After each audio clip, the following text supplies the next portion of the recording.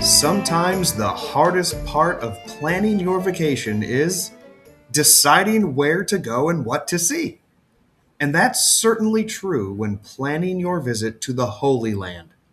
On today's episode, Daniel and I will share with you our top 10 must see sites when visiting the Old City of Jerusalem.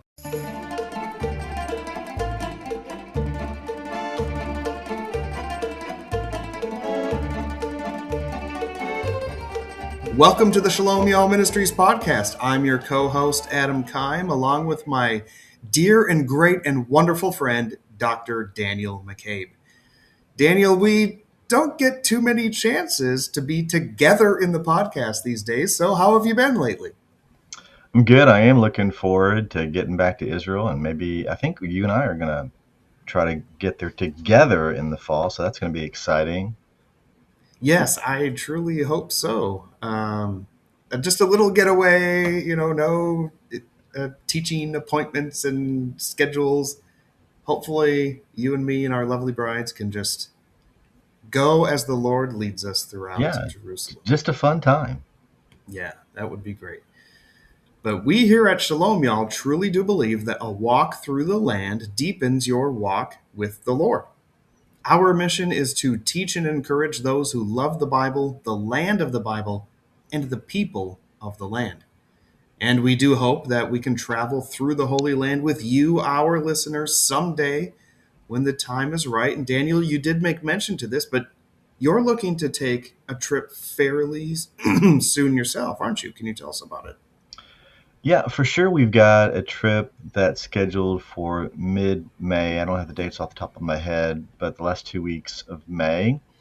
And then we also have a trip that we are planning here in March, the last 2 weeks of March.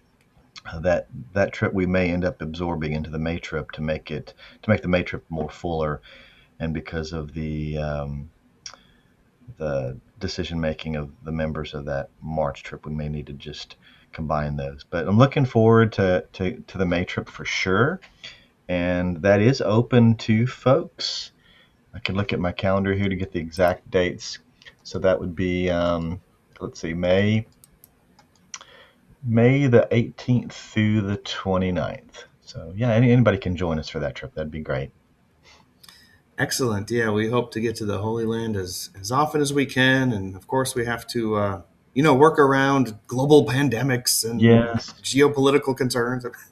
Whenever the Lord allows us, we love to get to the Holy Land.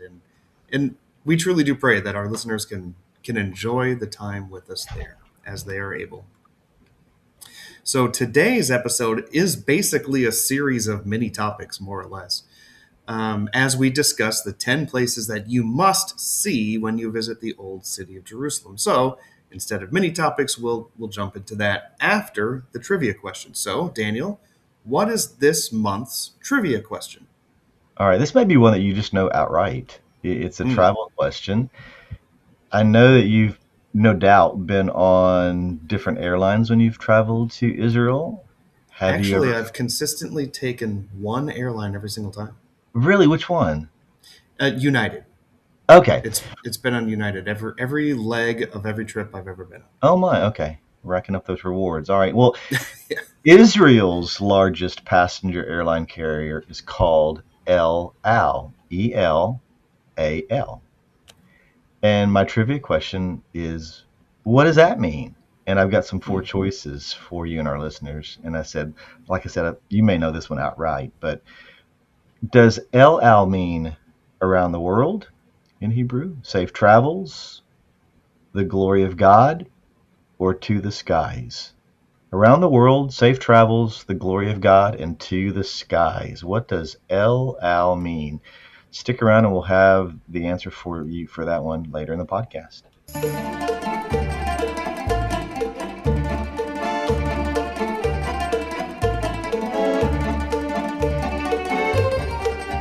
All right, Daniel, you have introduced, I think, a wonderful topic. This was your topic idea, and I love it. I think it's just a fun time that we can just kind of talk back and forth about our times that we spent in Israel or the places that we want to see.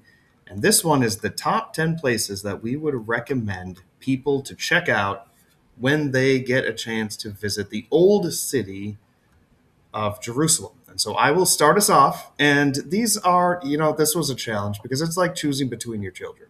Of Right. course, how do you choose? What do you leave out? And I found myself thinking so much about places that hit the cutting room floor. Not because I don't recommend you to see them, because you got to see those too, but to figure out 10, 5 from each of us, that was hard. That was really hard. But I will start us off with number 10. And, these are kind of in order. We could spend a whole episode arguing about what order these should be in, but they're more or less in recommended order from 10 to 1. And so I will start out with number 10, the Hinnom Valley. Jerusalem is on some hills and surrounded by some valleys. Kidron Valley to the east. On the west and turning to the south side of the old city, you have the Hinnom Valley. And it's, like I said, situated along the western and southern edges of Jerusalem. And it flows into the Kidron Valley where they meet, and then eventually, flowing out into the Jordan Rift. And the reason why it's called the Hinnom Valley, it's from, we get the word Gehenna from it. It's from the Hebrew Gehenom, which is translated into Greek as Gehenna. And Jesus used that to describe, a place of fire and punishment. And the reason why is because in this valley, in the ancient days, it served as a dump more or less for waste and dead animals, and fires were continually burning there to burn all that up, and so that led to an association with eternal destruction. So Jesus used that word Gehenna to describe what eternal destruction, well, will unfortunately be for unbelievers, people who are not redeemed and have their sins forgiven. So that's kind of where that connection comes from. The Hinnom Valley is why it's called that. And also, very, very sadly, some wicked kings of Judah used that Valley of Tophet to, also called, for human sacrifices, sacrificing babies, like what they would do to Molech. And that's how far even the kings of Judah had fallen in their sins. And so a lot of negative association with that valley, of course.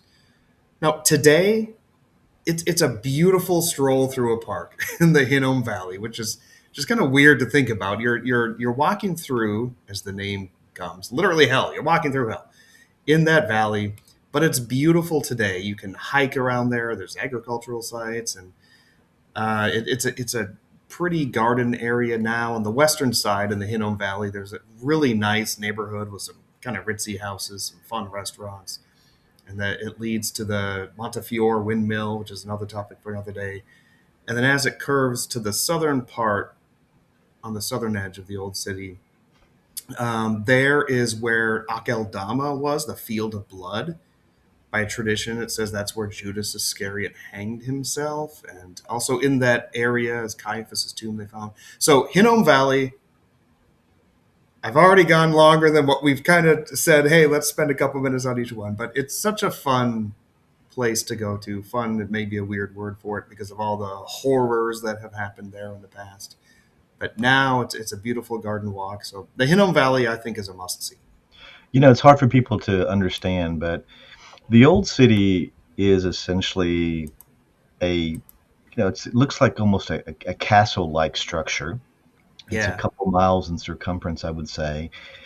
And it's built on a hill that overlooks the Hinnom Valley. And it's hard to understand that if you were standing on the southern wall of the old city of Jerusalem, towards looking down south towards the Hinnom Valley, it's hard for people to understand, but it's a sharp, very sharp descent down to the valley. And so you yeah, only want to go down there if you're strong enough to come back up. So, but it's a yeah. beautiful look. Yeah, and then today you can make your way down. There are different approaches and different walkways you can do. You don't have to scale any cliff sides or anything. And in the ancient world, it would have been even more of a dramatic drop off. Yeah. But Well, yeah, you do get your steps in, and you do want to have enough energy to face the day. to walk Okay. around there, but Well, it's we've gone nice. down into the valley. Now we got to walk back up. And so again, we're describing the old city of Jerusalem. If you haven't seen it, it's surrounded by large, again, castle-like walls. How tall would you say the walls are, Adam, of the old Oh, city? I forgot the Do stat, you but know if that you're at the stat? base looking up, I'm thinking like 10 of me can stand on my shoulders, and so I don't. And of course, the height will vary from different parts of the valley and where you're at, but Yeah, in some places it seems higher than that even. But yeah, so the old city is divided into four quarters. We could say the north part, if we can go clockwise from the northwest side of the old city, it's the Christian quarter. Then around to the Muslim quarter in the northeast. Then the southeast is the Jewish quarter, and southwest is the Armenian quarter. So if we're down in the Hinnom Valley and we climb back up, if we were to go into the southern part of the old city, we would be going into the Zion Gate. But yeah, before we go into that gate, there's a little area there where there's some enormous history. There's a place called the Cenacle. The Cenacle it would be considered to be on Mount Zion. At least that's what it's been called. History's kind of ended up calling it that. It's not really the best term for it.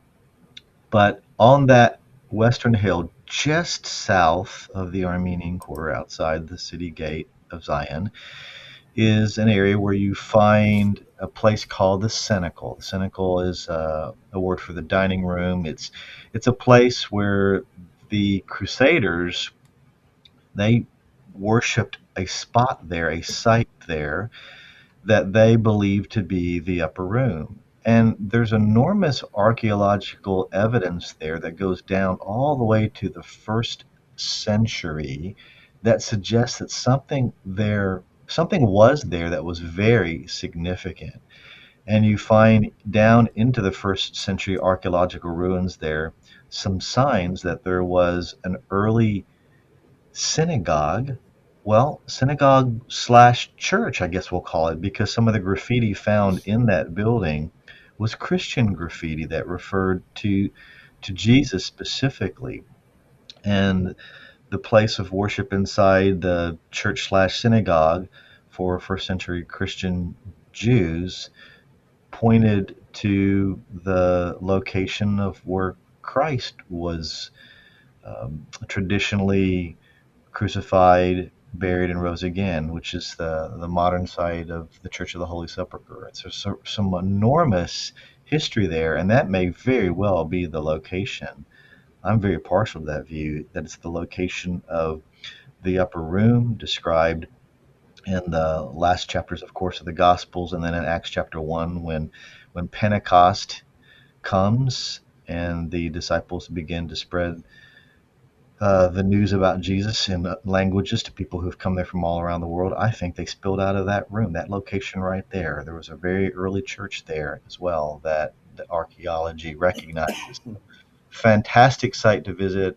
You almost can't um, you almost can't visit Jerusalem, I think, without at least becoming aware of that site. Though seems like most people don't know the archaeology history. They just sort of go to that place because of the stories of the Crusaders worshiping there in that room called the Upper Room. But the history of that goes far, far deeper than the time of the Crusaders. So that's number 9, the Cenacle. Definitely a yeah. must. Senecal's a great visit. And when you go there today, on the first floor is David's tomb. It's not David's tomb, It's they not. celebrate it as David's tomb. The floor above that you can access. You're in the upper room airspace. Yes. Different structure, although very old. Different structure than was there in Jesus' day. But if you're standing up in that second floor, I think you're standing in the airspace that at the Last Supper did take place. I do think that, yeah. All right. Well, my second one, number 8 on our list, is the Tower of David Museum, another place that is named after David that actually had no connection with That's David. true. If you're anyone or anything in Israel, slap the name David on yourself and you've made it. I mean, Or Solomon. or Solomon, yes, the David or Solomon, and then you've made it. But the Tower of David Museum, I love, and when you walk through on the west side, the Jaffa Gate, and you look to your right, you see this castle-like structure because it really was a castle. It was Herod's palace. Herod the Great and then his sons occupied it as their palace in Jerusalem. And he had certain towers on his palace: Phaziel, Mariamne, and Hippicus. And one of those, the base of one of those towers, is still standing. And I think it's Phaziel, and that's the big one on the southwest corner of this castle like building. And so that's left over from Herod's day. It was his palace. Well, today they call it the Tower of David Museum. And you go in there and you're walking around what was Herod's palace. But now it's a museum dedicated to the 4,000 years of Jerusalem's history. And you walk through this museum and you kind of go through time. You start when Jerusalem was a Canaanitic city, and then you progress through the ages all the way through the modern age. And it's a fun walking tour museum of Jerusalem's history.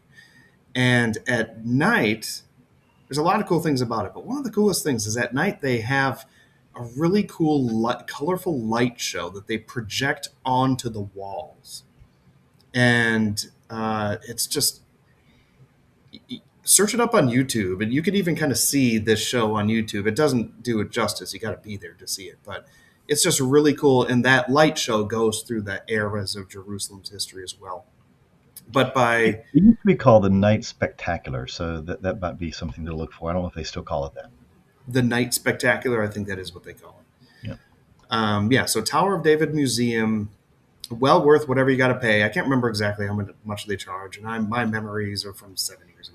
What prices, inflation, whatever they charge you, pay it, and take some time to wander around the Tower of David Museum. You will be wandering through what was Herod's palace, an important historical site, but you'll be learning all about Jerusalem's history there. So, Tower of David Museum, must see. Plan half a day, though, at least. Yeah, I'd give half a day to it.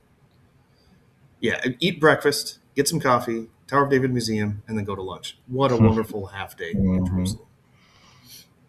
All right. Well, then it leads us to number 7, which is Bethesda. Bethesda is a name of a pool that's described in John chapter 5. You can read all about that. It's in the Muslim quarter on the northeast side of the city. So if you were to come in through the Lion's Gate, sometimes called the Stephen's Gate, walk, I don't know, 100 yards in at the most, maybe 50 yards in, and you come to a place that's called, well, sometimes you'll see on your maps it's called St. Anne's Church, but there is a sign right there on the rock wall called Bethesda. And Bethesda has some remarkable archaeological ruins related to this pool that's described in John 5. You can actually look down into the pool. You can actually see a little bit of the outline of the pool, the actual place where John describes the healing of the paralytic. There's also some later Roman ruins, and this is, of course, also the same location, hence the name of the church, St. Anne's Church, for it's believed to be where Mary's mother, Mary, the mother of Jesus' mother, Anne, and her husband lived, and so they named the church after her mother. But it's a wonderful place. It's a little bit of an oasis in the middle of the Muslim quarter. You pay very little to get in there. You can visit the church and you can sing in there. The acoustics are great, but you definitely want to wander around those archaeological ruins, and you can really go back in time to the first century and just imagine the spectacular miracle of Jesus at Bethesda. Hmm. Yeah, Bethesda's a beautiful visit as well. Um, and you can think, like you mentioned, John 5, you can think about how Jesus healed the lame man on the Sabbath. All right, well, I got number 6, Okay. and there's a lot to this one. This is more like just kind of a broad overview of a lot of things going on at this one location. But the southern steps of the Temple Mount, and they are um, adding more and more to this site that you can go to as a tourist, and they've the site is easier now to kind of wander around and learn more at the sites. They're adding signs and stuff to it. But the southern end of the Temple Mount down below, in Jesus' day, that's where they would walk up all those steps. There are, you know, 30 big steps, alternating steps that varied in depth. So you have 15 sets of them. And in Jesus' day, that those are the steps you would take to get up to the temple. The double gates and the triple gates are there. And tradition says that, these 15 sets of steps, you would, as you ascend up to the temple, you would recite a psalm of ascent, Psalms 120 to 134, as you make your way up. But nowadays, they've dug down to different eras of the temple's history, even down to Solomon's day, to the first temple. And you can see storerooms that the priests used to store stuff and all that sort of thing. Really cool place to spend some time and thinking about all that. But the thing that sticks out to me the most, that I like about it the best, is if you head west and turn the corner to start heading north at the base of the Temple Mount, you look at the street below. And it's still the big stone pavement street that was there from Jesus' day. And it's dented. There's a lot of big dents in this street. You could wonder why, but you don't have to wonder for too long, because you also see a big, huge pile of rubble, huge stones, that when the Romans destroyed the temple in 70 AD, they pushed them all off. They smacked down on the street below, which dented the street, and those ruins are still there. And you can think about how Jesus told his disciples that not one stone will be left upon another. And the Romans really did push all of that down onto the street below. And if you were looking down below from the up upon the Temple Mount, that was in Jesus' day a busy market street. And just to take a couple minutes to, what I think is so cool about this is the southwest corner of the Temple Mount from above was called the Place of the Trumpeter. The priest would go there, look out over the city, blow the shofar to announce it's time to come, worship at the temple. And that too was knocked off. And they found a stone that was inscribed, the Place of the Trumpeter. And that actual stone, there's a replica there now. The original has been moved to the museum. But when the devil tempted Jesus in Luke 4 with a series of temptations, the final one is he takes him to the pinnacle of the temple.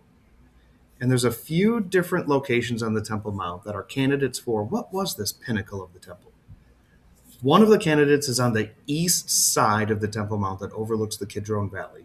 And people think that might be the spot because that is the highest drop from the east part down to the Kidron Valley. That's the highest, that's the longest drop you could make.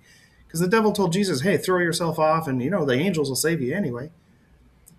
But that, unfortunately, doesn't take account for why I think the temptation is happening in the first place. So I don't think that's the site. Yeah. Another candidate is the top of the temple structure itself, like the Holy of Holies where that's at, looking down on the Temple Mount below. That's a really good option too. But again, I don't think that fully accounts for why the temptation happened in the first place.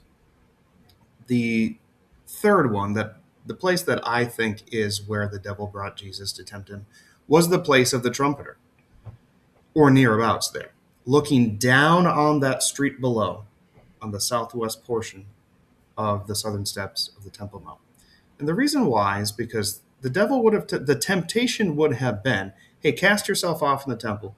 Mm-hmm. The angels are going to lift you up anyway. Well, why is that even a temptation? All these temptations have to do with Jesus' role as king and inheriting the kingdom. And if he would have tossed himself off and the angels lift him up, and the devil and Jesus really were standing there. As people standing below, if they would have looked up, they would have seen two people up there. He really took him. And what would have happened is everybody would have seen this person jump down, be lifted up, and they would have noticed that and, whoa, recognized him as, wow, that's amazing, what's going on there? And that really could have played into Jesus's claim to be accepted by the people. I think that was the temptation. All that to say, when you're on the street below in the southwest corner, and you look up to that corner of the Temple Mount, I do think that's where the devil took Jesus, the Place of the Trumpeter. So a lot of interesting things of what's going on there, but the dented street below, pile of rubble from when the Romans destroyed the temple, you can still go there and see that with your own two eyes. Think about what Jesus said. And I think even better, think about when Jesus returns and the temple is rebuilt. But that's the southern steps of the temple. A lot of cool history to see there, and things to think about. Okay, so if we left the southern steps and we headed to the corner there that you're describing as being the place where Jesus was tempted, and we round the corner, we come around to the western side of that site. And on the western side of that site, there's a wall, part of the retaining wall that has existed there since Herod built that entire site, which we call the Temple Mount. We'll come back to in a minute. But the western wall that's there, there's a portion of it that is accessible by a plaza where millions of people come to Jerusalem every year. That's probably the first or second most popular place for tourists to go. And there's a outdoor synagogue there for the men. There's a outdoor synagogue there for the women. There's a little area now they built for people to sit when the weather is hot inside. But the Western Wall, again, once called the Wailing Wall, is now under Jewish control, and it has been since 1967. So the Jews don't wail for it anymore, but they do worship there, and so it's a tremendous sight on a Friday night in particular to come, and you can find a place to sit on some of the steps that descend down into the plaza that opens up in front of the wall. And you can sit there and you can watch people coming in on a Sabbath night, and they're dancing and singing and they're praying at the Western Wall. They're leaving their prayers between the cracks of the walls. And Western Wall is clearly a site that you cannot miss if you come to Jerusalem. Yeah, that Western Wall, that might be the most famous thing about Jerusalem, at least to the casual observer. Most people have probably seen pictures of what was called the Wailing Wall, Hmm. and foreign dignitaries, U.S. presidents, everybody, Yeah, when they visit Jerusalem, they'll go there. And always there. yeah, so that's you can't miss it, and you can't go to Jerusalem without seeing it. And yeah, that's a wonderful one. A lot of good memories at the Western Wall Plaza. So number 4 here on our list is another place that is a lot about this place. I'm just going to give you a broad overview. The city of David. Now, in Old Testament times, all the city of Jerusalem was on the hill that is on the south of the Temple Mount.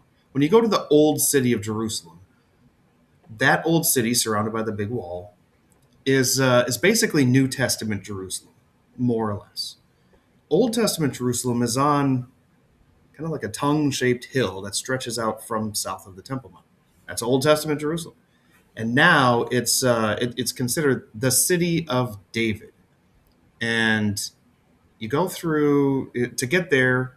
You go through a really cool gate that has a harp, outside of it and all that, because it's the city of David. It's Old Testament Jerusalem, and you go, and again here too, whatever they charge you, pay it, because you're going to see a lot of stuff here, and you're basically going to tour Old Testament Jerusalem. And when you kind of go along the guided paths, the most typical route that you would go on, you first go through what the remains of what was David's palace. And really, you are going through it. You're not going to see it and look at a castle and a palace. You're not going to think castle and palace because it's the old archaeological remains of what was some areas. But you will go through that, and you will have walked through David's palace. And then you'll go by the stepped stone structure, which was more or less a big retaining wall for the Old Testament city. But there's other things going on there too. People lived there, and maybe I think Bathsheba's house was probably among that area. And then you'll get to the Gihon Spring, which is the natural spring that was the water source for Jerusalem. Going by the Gihon Spring, you'll go through Hezekiah's tunnel, and we've talked much about that from time to time here on the podcast. And bring your water shoes.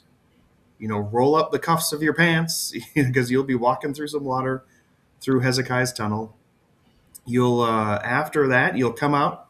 The sun will shine in your face, and you'll find yourself in the area of the Pool of Siloam.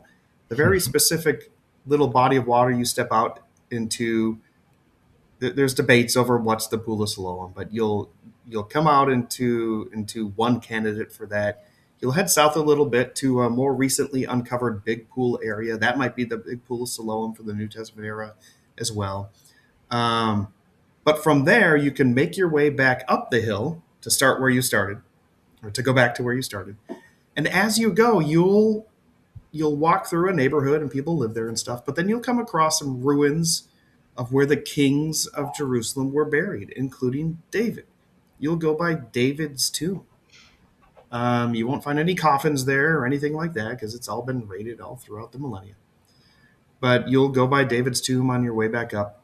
You can take a cab to get up there if you're exhausted by that time on a super hot day, having done a lot of walking, or you can just kind of hoof it up the hill. That's what I always do. But you have to check out the city of David. Pay what you have to because you will have toured essentially what was Old Testament Jerusalem.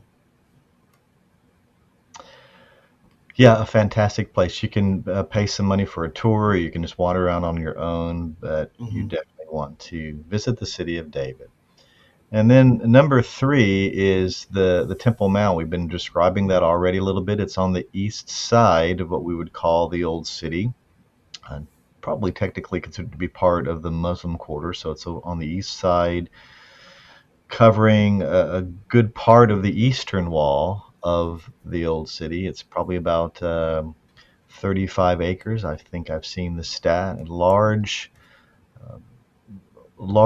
area that will take in the probably the most recognizable site in all of Israel. At least you'll find it on every tour book, most likely. There's a lot of news related to this area, but there's a place called the Dome of the Rock. It's a shrine that is a Muslim shrine built in the late 7th century, and it dominates this gold domed shrine, dominates the entire site. It is, in my belief, the shrine there by the Muslims was built on the historic location of where the Jewish temple, the Temple of Solomon, the first temple, and then the second temple built by Herod in Jesus' day was located. So you definitely want to see that. It's so amazing. Many of the Orthodox Jews are down at the Western Wall.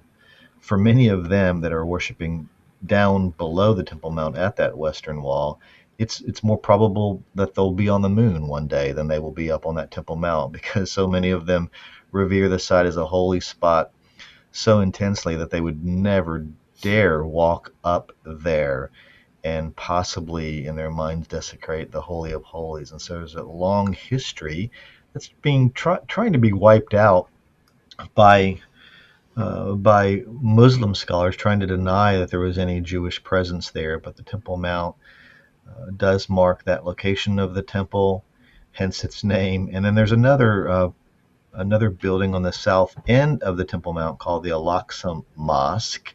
This is mentioned, according to the Muslims, this is mentioned in the Quran as being the spot where Muhammad was taken and received instruction for how many times a day to pray and different things related to their faith. But the Al-Aqsa Mosque, which is it's along the southern wall. So if you're standing on the southern steps, as Adam described earlier, you'd be able to some degree to look down on those steps. But those are the two most notable things: the Al-Aqsa Mosque, and that's where a lot of the teaching that foments sometimes uprisings among the Muslims in that area on Fridays originates. And then, of course, the Temple Mount, as we mentioned. I'm sorry, the Dome of the Rock, as we mentioned there in the center part of the Temple Mount. There's some other fascinating sights to see, some smaller things like the Dome of the Chain, and there's some ancient fountains and such. But those are the two main sites. You can access them from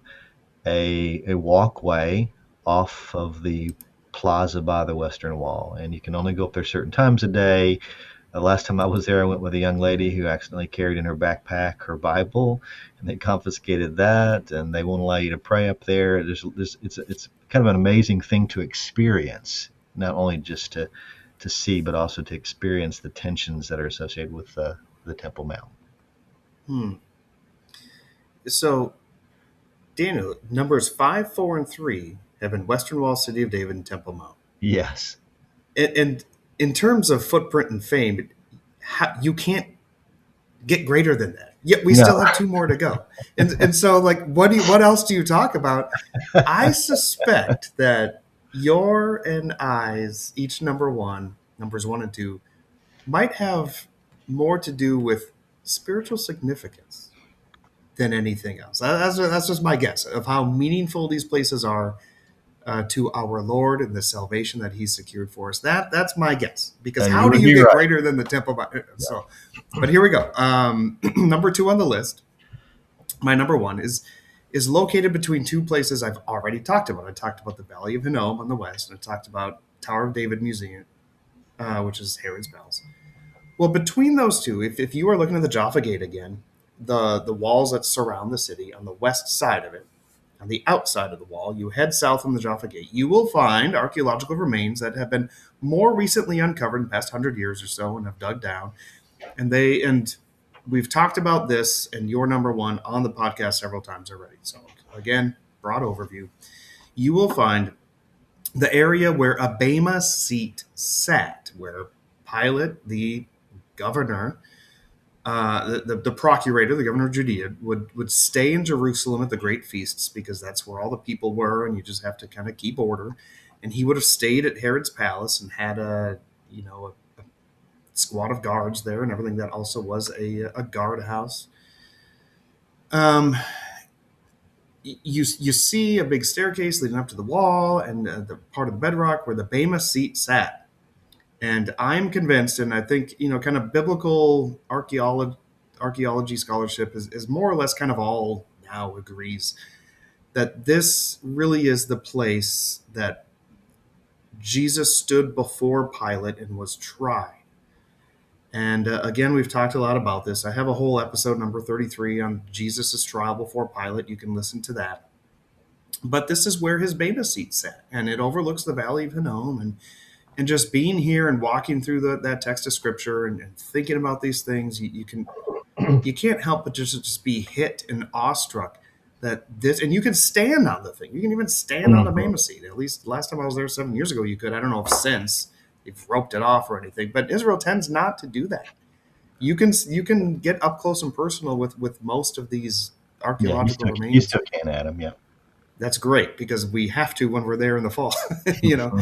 And you can't help but to be awestruck by this is where Jesus was held guilty for my sin. And in the episodes previous, Pilate wanted to let him off and all that, but all that is going on there is still where Jesus was technically held guilty for my sin. You can't help but to weep there, at least tear up, thinking about how important that you know the, where how important the event was, where it happened.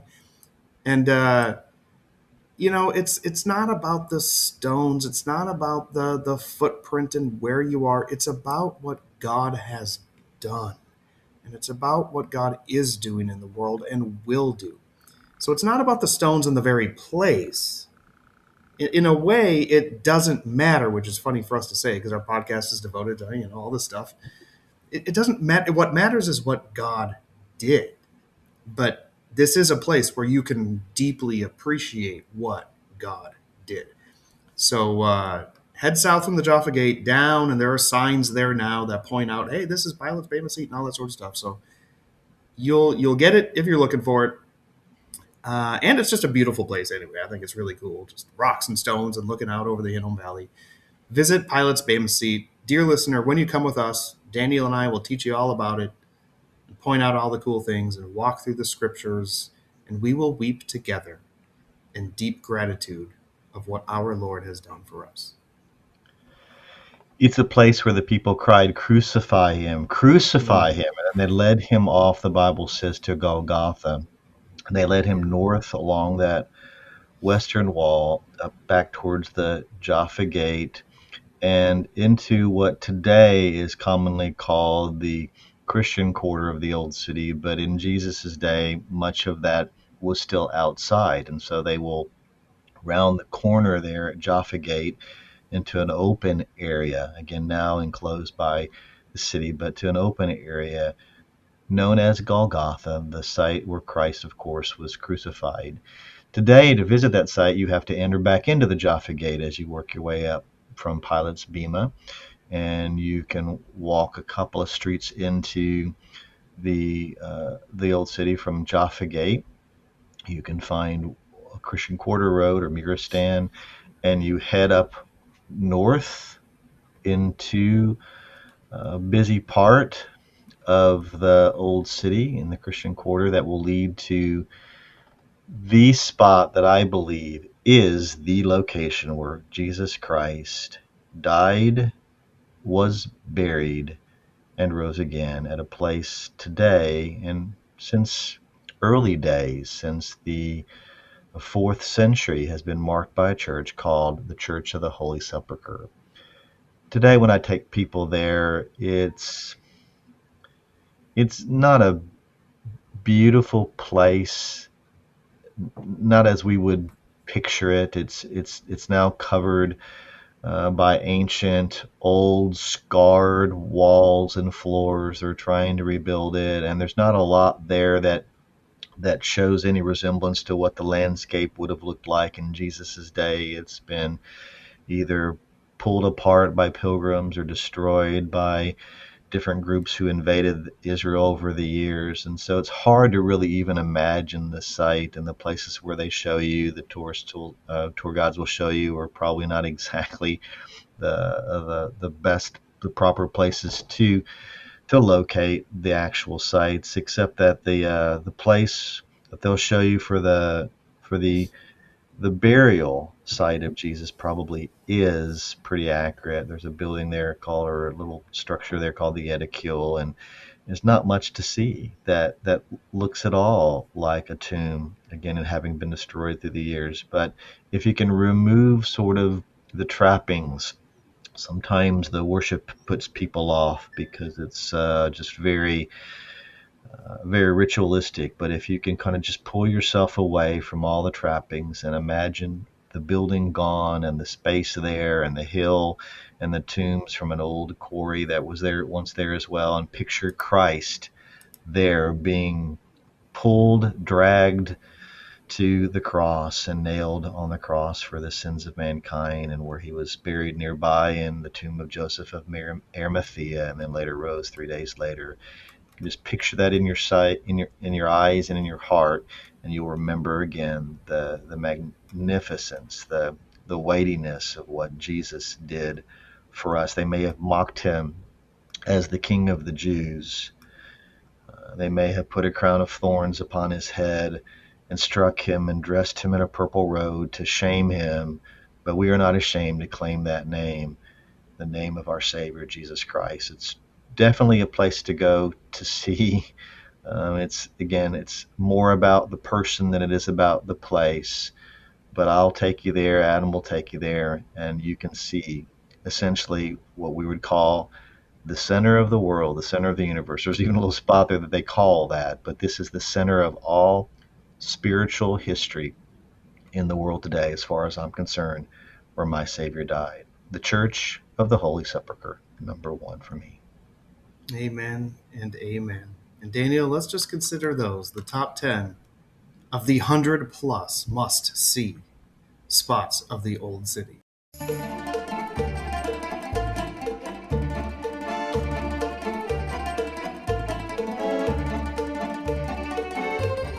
Well, let's return now to our trivia question from earlier. I asked a question with regards to the meaning of Israel's largest airline carrier, which is called El Al. You've never been on that carrier, Adam, you said earlier, but I have. It's probably the safest way to fly into Israel. It's a very security conscious airline, and one of the few airlines that continue to fly in there when things become a little bit risky in the minds of other airlines. El Al will still fly there and bring their folks home. But what does El Al mean? Does it mean around the world, safe travels, the glory of God, or to the skies? Do you know, Adam? Well, I do know this one. At least Oh, I'm very confident because all right. El, Al are two Hebrew prepositions. And El means to or toward, Okay. and Al is on or upon. And Yes. so quite literally it would be like to upon Right. or toward on. So to the skies really is kind of what's meant there. Well, I didn't think I could trip up the Hebrew teacher, but I gave it a shot anyway. So you're absolutely right. The correct answer would be to the skies. And again, if you're ever wanting to fly into Israel and you're definitely security conscious, they are the airline for you and they will treat you well. Yes, they will. Well, we do hope that you've enjoyed this episode about the 10 places in Jerusalem's Old City that you must see when you visit. This city is, of course, filled with wonders from across the ages. But when you encounter a place that has deep biblical connections, we hope that you can be inspired by the great things that God has done in the city where He has placed His name. Shalom, y'all. Shalom, y'all.